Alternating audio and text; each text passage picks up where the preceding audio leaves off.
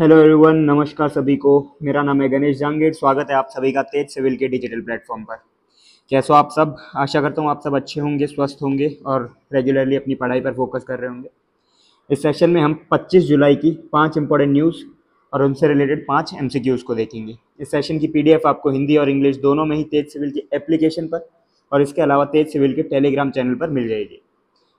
इसके अलावा तेज सिविल की टीम द्वारा जून 2025 की करंट अफेयर मैगजीन हिंदी और इंग्लिश दोनों में अवेलेबल करवा दी गई है, जो आरपीएससी के बदलते हुए पैटर्न के हिसाब से तैयार की गई है। चलिए अपने इस सेशन को स्टार्ट करते हैं अच्छे से कोटेशन के साथ। कोटेशन कहता है, every small step takes you closer to your goal, just keep moving. हर छोटा कदम तुम्हें तुम्हारे लक्ष्य के करीब ले जाता है, बस चलते रहो। आपको कंसिस्टेंटली पढ़ाई करते रहना है, आपको सफलता जरूर मिलेगी। ये आप देख सकते हो कि जून की जो करंट अफेयर मैगजीन है उसकी कुछ पिक्स मैंने यहाँ लगाए हैं, क्लिप्स मैंने लगाई है यहाँ पर, तो आप इसको देख सकते हो। ये इंग्लिश में है, ये हिंदी में है। चलिए सेशन को आगे बढ़ाते हैं। सबसे पहले अपन देखते हैं अपन ने पिछले सेशन में क्या देखा था। पिछले सेशन में अपने पहली न्यूज़ देखी थी कि आईसीएमआर ने भारत के पहले मलेरिया वैक्सीन उम्मीदवार एडफाल्सी वैक्स के व्यावसायिक उत्पादन के लिए जो इन्विटेशन है, आमंत्रण है, वो भेजा कंपनीज को। और हमने देखा था कि जो एडफाल्सी वैक्स है इसको किसने विकसित किया है, तो आईसीएमआर की 2 संस्थान थी उन्होंने, और इसके साथ में जो डिपार्टमेंट ऑफ बायोटेक्नोलॉजी है उसकी राष्ट्रीय प्रतिरक्षा विज्ञान संस्थान है, नेशनल इंस्टीट्यूट ऑफ इम्यूनोलॉजी, इन 2 द्वारा विकसित किया गया है। आईसीएमआर की 2 संस्थान और इसके अलावा जो डिपार्टमेंट ऑफ बायोटेक है उसकी नेशनल इंस्टीट्यूट ऑफ इम्यूनोलॉजी, इन्होंने मिलकर इसको विकसित किया है। इसके अलावा हमने देखा था कि ये किस प्रकार की वैक्सीन है, ये मल्टी स्टेज वैक्सीन है, मलेरिया वैक्सीन, यानी कि बहुचरण, मल्टीपल स्टेजेस पर ये जो मलेरिया पैरासाइट्स होंगे उनको टारगेट करेगी। इसके अलावा हमने ये भी देखा था कि ये मुख्यतः जो प्लाज्मोडियम फाल्सीपेरम है उसको टारगेट करेगी, उसके लिए बनाई गई है। फिर हमने नेक्स्ट न्यूज़ देखी कि केंद्रीय मंत्री पीयूष गोयल ने मुंबई में DSCI उन्नत साइबर कौशल केंद्र यानी कि एडवांस्ड साइबर स्किल सेंटर का उद्घाटन किया, है ना। एडवांस्ड साइबर स्किल सेंटर, और कहां पर किया गया, तो ये किया गया था कांदिवली में, कांदिवली जो कि मुंबई में है, वहां पर इसका उद्घाटन किया गया। किसका? उन्नत साइबर कौशल केंद्र, एडवांस साइबर स्किल सेंटर। फिर हमने देखा जापान बैडमिंटन ओपन 2025, और ये देखा था कि कहां पर हुआ, कौन से स्टेडियम में हुआ, तो हमने देखा कि Tokyo metropolitan gymnasium Japan, Tokyo metropolitan, एक मिनट, टोक्यो मेट्रोपॉलिटन जिम्नाजियम जो कि जापान में है, इस स्टेडियम में इसका आयोजन किया गया था। इसके अलावा हमने ये देखा कि मेन सिंगल यानी कि पुरुष एकल वर्ग कौन विजेता रहे, तो शी यू क्यूई जो कि चीन के है, शी यू क्यूई, और जो वुमन सिंगल है महिला एकल वर्ग, उसमें एन से यंग जो कि साउथ कोरिया की है, वो उन्होंने खिताब जीता। और हमने देखा था कि भारत की ओर से कोई भी विजेता नहीं रहा था। फिर हमने नेक्स्ट न्यूज़ देखी कि विश्व के शीर्ष 10 पसंदीदा अंतर्राष्ट्रीय हवाई अड्डे और छत्रपति शिवाजी हवाई अड्डा जो कि मुंबई में है वो 9वें स्थान पर रहा, और इस्तांबुल हवाई अड्डा है वो पहले स्थान पर रहा। इस्तांबुल हवाई अड्डा कहाँ पर है? तुर्की में। इसके अलावा हमने देखा कि सेकंड पोजीशन पर रहा था सिंगापुर हवाई अड्डा और थर्ड पर रहा था हमाद। फिर लास्ट न्यूज़ हमने कल देखी थी कि 23 जुलाई 2025 को राजस्थान उच्च न्यायालय में 7 नए न्यायाधीश नियुक्त किए गए। इसका हमने विवरण देखा था कि इन 7 नए न्यायाधीशों में से 6 जो जजेस थे वो एडवोकेट्स कोटा यानी अधिवक्ता कोटा से थे, और उसमें से संदीप तनेजा ये परमानेंट जज के रूप में नियुक्त हुए, स्थायी जज के रूप में, और बाकी जो थे वो अतिरिक्त जजेस के रूप में नियुक्त हुए। अगर मैं अधिवक्ता कोटा के अलावा बात करूं तो एक जुडिशियल ऑफिसर कोटा था, न्यायिक अधिकारियों का कोटा, वहां से एक और अतिरिक्त जज के रूप में नियुक्त की गई थी जिनका नाम है संगीता शर्मा। और इसके साथ राजस्थान हाई कोर्ट में टोटल जजेस की संख्या हो गई है 43, और स्वीकृत जजेस की संख्या है 50, यानी कि 7 जजेस की अभी भी क्या है, वैकेंसी। इसके अलावा हमने एक और देखा था कि राजस्थान हाईकोर्ट के मुख्य न्यायाधीश के रूप में किससे नियुक्त किया गया, तो जस्टिस श्रीराम कलपति राजेंद्रन को, जस्टिस श्रीराम कलपति राजेंद्रन को। ठीक है, अब बढ़ते हैं अपने पहले प्रश्न की ओर। ये आप देख सकते हो, जुलाई 2025 के हेनले पासपोर्ट इंडेक्स में निम्नलिखित में से कौन सा कथन सही है। In July 2025 edition of Henley passport index which of the following statement is are correct. Bharat जुलाई 2025 संस्करण में 85वें स्थान पर रहा। India rank 85th in the July 2025 edition. Afghanistan 99वें स्थान पर सबसे नीचे रहा। Afghanistan rank last at the 99th position. आपको बताना है कौन सा इसका उत्तर है। इसका आंसर है केवल 2। चलिए देखते हैं। ये आप देख सकते हो, हेनले पासपोर्ट इंडेक्स के जुलाई एडिशन, ये साल में 2 बार होता है, एक जनवरी में एक जुलाई में रिलीज होता है। तो जुलाई एडिशन में भारत 8 पायदान ऊपर बढ़ा, 8 पायदान की बढ़ोतरी हुई, जिससे कि भारत 77वें स्थान यानी कि रैंक 77th। और जनवरी 2025 में जब ये इंडेक्स रिलीज हुआ था तब भारत 85th पोजीशन पर था। इसके साथ भारत टोटल 59 जो डेस्टिनेशंस होते हैं, गंतव्य स्थल, वहां पर वीजा मुक्त जो है जा सकता है। और भारत ने जो ये 77th पोजीशन पाई है, भारत ने किसके साथ शेयर की है, तो बुर्किना फासो, सेनेगल और कोट दी आइवर के साथ। और इस संस्करण में अगर किसी भी देश के बेहतरीन प्रदर्शन की बात करें तो भारत ने सबसे बेहतरीन प्रदर्शन किया है, क्योंकि भारत ने टोटल सबसे बड़ी छलांग लगाई है, लार्जेस्ट जंप, जो कि कितने पोजीशन की है, 8 पोजीशन की। तो ये चीजें ध्यान में रखना। इंडेक्स में पहले नंबर पर कौन रहा, तो सिंगापुर, फर्स्ट पोजीशन पर सिंगापुर रहा, जो कि 227 डेस्टिनेशन में से 193 यानी 193 डेस्टिनेशन में वीजा फ्री एक्सेस कर सकता है। सेकेंड पर रहा जापान और दक्षिण कोरिया शेयर। थर्ड पर रहा Denmark, Finland, France, Germany, Ireland, Italy और स्पेन, जो कि 189 डेस्टिनेशन पर वीजा मुक्त पहुंच सकते हैं। अगर मैं बॉटम 3 नेशंस की बात करूं कि सबसे लास्ट पोजीशन पर कौन है, तो सबसे लास्ट पोजीशन पर है अफगानिस्तान, जो कि रैंक 99 है उनकी, और 25 डेस्टिनेशन में वीजा फ्री जा सकती है। इसके अलावा सीरिया 98 पोजीशन पर और इराक रहा 97th पोजीशन पर। तो ये सारे आपको ध्यान में होने चाहिए। अगर मैं हेनले पासपोर्ट इंडेक्स के बारे में बात करूं तो डॉक्टर क्रिश्चियन एस कैलिन, जो कि ब्रिटिश है, डॉक्टर क्रिश्चियन एच कैलिन, इनके द्वारा इसको विकसित किया गया था। ये टोटल 199 पासपोर्ट, 199 पासपोर्ट्स और 227 यानी 227 डेस्टिनेशन को कवर करता है। पहला संस्करण 2008 में रिलीज किया गया था और ये एक द्विवार्षिक जो है इसको प्रकाशित किया जाता है, यानी कि बाई एनुअली। और भारत का सबसे बड़ा सुधार रहा इस एडिशन में। इसके अलावा अगर मैं आपसे कुछ और रिसेंटली रैंकिंग्स की बात करूं जो रिलीज की गई थी,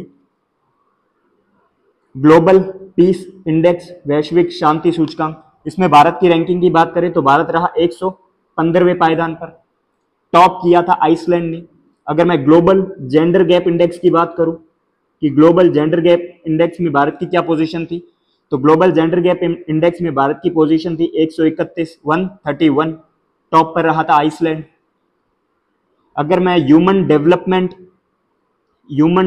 रिपोर्ट की बात करूं कि ह्यूमन डेवलपमेंट रिपोर्ट में भारत की क्या रैंकिंग थी, तो ह्यूमन डेवलपमेंट रिपोर्ट में भारत की रैंकिंग थी 130 और इसमें भी टॉप रहा था आइसलैंड। तो आपको ये ध्यान में होना चाहिए कि आइसलैंड ने इन तीनों में टॉप किया था। और भारत की रैंकिंग जो पीस इंडेक्स में 115, जेंडर गैप इंडेक्स में 131 और जो ह्यूमन डेवलपमेंट इंडेक्स है उसमें 130 रहा। इसके अलावा एक और इंडेक्स रिलीज किया गया था, सस्टेनेबल डेवलपमेंट गोल का इंडेक्स, और उसमें जो भारत की रैंक थी 99th और भारत पहली बार 100 के अंदर रैंक किया था। और इसमें टॉप किया था फिनलैंड ने टॉप किया था। तो ये चीज भी ध्यान में रखना। ये सब आपके एग्जाम के लिए इंपॉर्टेंट बनते हैं क्योंकि ये सब इंडेक्स जो है रिसेंटली रिलीज किए गए थे। चलिए देखते हैं अब अगले प्रश्न को। अगला प्रश्न है, जुलाई 2025 में भारतीय बीमा विनियामक और विकास प्राधिकरण के अध्यक्ष के रूप में किसे नियुक्त किया गया? Who was appointed as the chairman of IRDAI यानी कि insurance regulatory and development authority of India, Ajay Kumar, Tuhin Kanta Pandey, Ajay Seth या आलोक जोशी। क्या है आंसर इसका? इसका आंसर है अजय सेठ। अगर मैं अजय कुमार की बात करूं तो अजय कुमार कौन है? ये है यूपीएससी के चेयरमैन, इन्हें भी रिसेंटली ही नियुक्त किया गया, तो ये आपके एग्जाम के लिए इंपॉर्टेंट हो जाता है। अगर मैं तुहिन कांत पांडे की बात करूं तो इन्हें रिसेंटली सेबी का चेयरमैन नियुक्त किया गया था। अगर मैं आलोक जोशी की बात करूं तो इन्हें जो रिसेंटली भारत सरकार द्वारा नेशनल सिक्योरिटी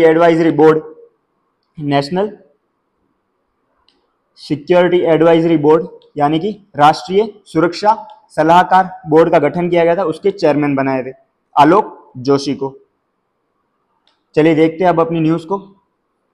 ये आप देख सकते हो कि मंत्रिमंडल की जो नियुक्ति समिति है, appointment committee of the cabinet, उसके द्वारा अजय सेठ को भारतीय बीमा विनियामक और विकास प्राधिकरण यानी कि insurance regulatory and development authority of India का अध्यक्ष चुना गया है। ये टोटल 3 वर्ष के लिए इनका कार्यकाल रहेगा या फिर 65 वर्ष की आयु तक। अगर अजय सेठ की बात करें तो ये पूर्व वित्त सचिव रहे, फॉर्मर फाइनेंस सेक्रेटरी, और ये किसका स्थान लेंगे? तो ये स्थान लेंगे देबाशीष पांडे का। और अगर IRDAI की बात करें तो ये भारत में बीमा क्षेत्र को जो है संचालित करता है। चलिए अब देखते हैं नेक्स्ट न्यूज को। अगला प्रश्न है कि पेट्रोलियम और प्राकृतिक गैस मंत्रालय के साथ एथेनॉल मिश्रित पेट्रोल कार्यक्रम के सहायक मंत्रालय कौन से है? Which ministry is act as supporting ministry for the ethanol blending petrol program along with the lead ministry of petrol and natural gas? कृषि और किसान कल्याण मंत्रालय और खाद्य प्रसंस्करण उद्योग मंत्रालय यानी कि ministry of agriculture and farmer welfare and ministry of food processing industry. पर्यावरण और वन मंत्रालय और वाणिज्य एवं उद्योग मंत्रालय यानी कि ministry of environment and forest and ministry of commerce and industry. नवीन और नवीनीकरण ऊर्जा मंत्रालय और ग्रामीण विकास मंत्रालय यानी कि ministry of new and renewable energy and ministry of rural development. भारी उद्योग मंत्रालय और विद्युत मंत्रालय यानी कि ministry of heavy industries and ministry of powers. क्या है आंसर? इसका आंसर है कृषि और किसान कल्याण मंत्रालय और जो खाद्य प्रसंस्करण उद्योग मंत्रालय यानी कि मिनिस्ट्री ऑफ फूड प्रोसेसिंग है, इन दो द्वारा जो है सपोर्टिंग रोल इसमें किया जाता है। चलिए देखते हैं न्यूज को अब कि भारत ने 2025 में पेट्रोल में 20% जो इथेनॉल मिश्रण है उसको हासिल कर लिया है, जो कि भारत का ओरिजिनल टारगेट 2030 था उससे 5 वर्ष पहले है। अगर एथेनॉल मिश्रण की बात करें तो भारत ने 2014 में टोटल 1.5% किया था, जो अब बढ़ के 2025 में पेट्रोल में 20% हो गया है, यानी कि 11 वर्ष में लगभग 13 गुना जो है वृद्धि देखने को मिली। अब अगर हम इथेनॉल मिश्रित पेट्रोल कार्यक्रम की बात करें यानी एथेनॉल ब्लेंडेड पेट्रोल प्रोग्राम के बारे में, तो एथेनॉल को क्या किया जाता है? पेट्रोल में मिश्रित किया जाता है, मिक्स किया जाता है। एथेनॉल क्या है? तो एक पौधे से प्राप्त बायोफ्यूल है, जैसे कि शुगर केन से, ठीक है। और ये जो जैव ईंधन होता है उसका जो एनर्जी, ये ऊर्जा सुरक्षा के लिए काम आएगा, उसमें सुधार करने के लिए, और जो ईंधन होता है उसको एफिशिएंट बनाने के लिए, और कार्बन का जो उत्सर्जन होता है उसे कम करने के लिए काम आएगा। इसके अलावा ये प्रोग्राम जो है 2003 में शुरू किया गया था, और 2014 के बाद जो भारत के जो स्वच्छ ऊर्जा लक्ष्य है उनके अनुरूप जो है इसको विस्तार किया गया, यानी कि इसको इफेक्टिवली कब से इंप्लीमेंट कर रहे हैं? 2014 से। अगर इस प्रोग्राम के नोडल मिनिस्ट्रीज की बात करें, नोडल मंत्रालय, तो लीड यानी कि प्रमुख मंत्रालय है पेट्रोलियम और प्राकृतिक गैस मंत्रालय, और सहायक मंत्रालय यानी कि सपोर्टिंग मिनिस्ट्रीज है कृषि और किसान कल्याण मंत्रालय यानी कि ministry of agriculture farmer welfare, और खाद्य प्रसंस्करण उद्योग मंत्रालय यानी कि ministry of food processing industries. तो ये आप ध्यान में रखना। अगर भारत के टारगेट्स की बात करें तो मार्च 2025 में भारत सरकार ने 20% इथेनॉल मिश्रण का लक्ष्य इथेनॉल आपूर्ति वर्ष 2025-26 के लिए आगे बढ़ाया है, जो पहले 2030 के लिए निर्धारित था। अगला प्रश्न है, जुलाई 2025 में भारतीय तटरक्षक बल के लिए लॉन्च किए गए दूसरे स्वदेशी रूप से डिजाइन किए गए प्रदूषण नियंत्रण पोत का नाम क्या है? What is the name of the second indigenously designed pollution control vessel launched for the Indian Coast Guard in July 2025? समुद्र रक्षक, समुद्र प्रचेत, समुद्र शक्ति या समुद्र सुरक्षा? इसका आंसर है समुद्र प्रचेत। ये आप देख सकते हो गोवा शिपयार्ड लिमिटेड जो कि एक डिफेंस पीएसयू है, उसने भारतीय तट रक्षक बल यानी कि इंडियन कोस्ट गार्ड को दूसरा स्वदेशी डिजाइन किया गया प्रदूषण नियंत्रण पोत यानी पॉल्यूशन कंट्रोल वेसल जिसका नाम है समुद्र प्रचेत वो सौंप दिया है, उसको लॉन्च कर दिया है। कहां पर किया गया? तो ये गोवा के वास्को दी गामा में। और इस दौरान प्रिया परमेश ये गेस्ट ऑफ ऑनर थी और परमेश शिवमणि जो कि डायरेक्टर जनरल है इंडियन कोस्ट गार्ड की वो चीफ गेस्ट थी। अगर इस पोत के बारे में बात करें, अगर इस वेसल के बारे में बात करें तो ये अत्याधुनिक प्रदूषण प्रतिक्रिया उपकरण के साथ सुसज्जित है यानी कि इक्विप्ड है, जो कि भारत का जो विशेष आर्थिक क्षेत्र यानी एक्सक्लूसिव इकोनॉमिक जोन है उसके भीतर जो तेल का रिसाव होता है ऑयल स्पिल्स समुद्र में उसको कम करने के लिए इसको लॉन्च किया गया है। अगर इसकी विशेषताएं की बात करें तो इसकी लंबाई है 114.5 मीटर, इसकी ब्रेड्थ यानी कि चौड़ाई है 16.5 मीटर, इसका डिस्प्लेसमेंट यानी विस्थापन होगा 4170 टन और चालक दल क्षमता यानी क्रू कैपेसिटी है 14 ऑफिसर्स और 115 सेलर्स यानी कि नाविक की। इसके अलावा इसमें 2 साइड स्वीपिंग भुजाएं हैं जो कि चलते समय जो तेल रिसाव होगा उसको एकत्र करने के लिए काम आएगी। और इसमें एक रडार प्रणाली भी है जो तेल रिसाव जो होगा, तेल के धब्बे जो होंगे उसको डिटेक्ट करने के लिए काम आएगा। चलिए देखते हैं अब अगले प्रश्न को। अगला प्रश्न है जुलाई 2025 में केंद्रीय नवीन एवं नवीनीकरण ऊर्जा मंत्री प्रहलाद जोशी द्वारा उद्घाटित बीकानेर जिले के नोखा के पास 435 मेगावाट गोरबिया सौर ऊर्जा परियोजना का विकास किस कंपनी ने किया? Who developed the 435 megawatt Gorbia solar power project near Nokha in Bikaner district inaugurated by Union Minister Prahlad Joshi in July 2025? Zelestra India, ReNew power, Adani green energy limited या टाटा पावर सोलर? इसका आंसर है जेलेस्ट्रा इंडिया। अब देखते हैं news को। सबसे पहले आपको इसको वेरी वेरी इंपॉर्टेंट लगाना अपने एग्जाम के लिए। जो भी आगे कॉम्पिटिटिव एग्जाम्स आ रहे हैं राजस्थान गवर्नमेंट के सबके लिए वेरी इंपॉर्टेंट है, यहाँ से प्रश्न बनने की पूरे चांसेस है। ये आप देख सकते हो कि केंद्रीय नवीन और नवीनीकरण ऊर्जा मंत्री जो कि प्रहलाद जोशी है इन्होंने जेलेस्ट्रा इंडिया द्वारा विकसित, किसके द्वारा? जेलेस्ट्रा इंडिया द्वारा विकसित बीकानेर जिले के नोखा के पास 435 मेगावाट गोरबिया सौर ऊर्जा परियोजना का उद्घाटन किया। तो ये आपको ध्यान होना चाहिए कौन से जिले में है, जिले में कौन से स्थान पर है, कितने मेगावाट का है, किसके द्वारा विकसित किया गया। ये परियोजना 1250 एकड़ में फैली हुई है और 8 महीनों से कम समय में इसको पूरा किया गया।